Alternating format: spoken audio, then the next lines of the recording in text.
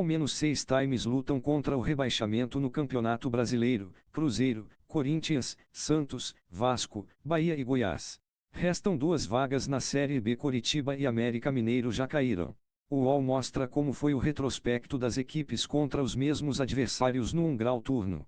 A tabela do Cruzeiro, 13º com 44 pontos. VS Atlético, em casa, dia 30/11. VS Botafogo, fora, dia 3/12.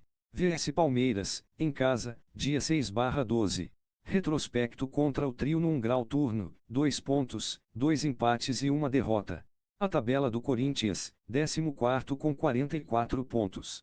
VS Vasco, fora, hoje, 28/11. VS Inter, em casa, dia 2/12. VS Coritiba, fora, dia 6/12. Retrospecto contra o trio no 1 grau turno: 7 pontos, 2 vitórias e 1 empate. A tabela do Santos, 15º com 43 pontos. VS Fluminense, em casa, dia 29/11. VS Atlético, fora, dia 3/12. VS Fortaleza, em casa, dia 6/12. Retrospecto contra o trio no 1 grau turno: 1 ponto, 1 empate e 2 derrotas. A tabela do Vasco, 16º com 42 pontos.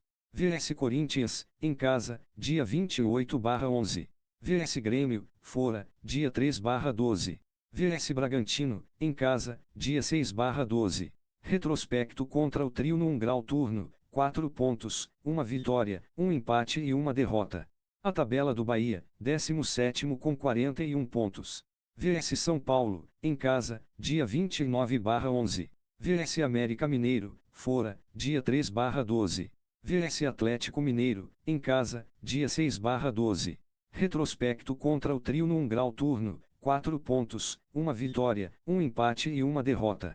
A tabela do Goiás, 18º com 35 pontos. VS Grêmio, fora, dia 30/11.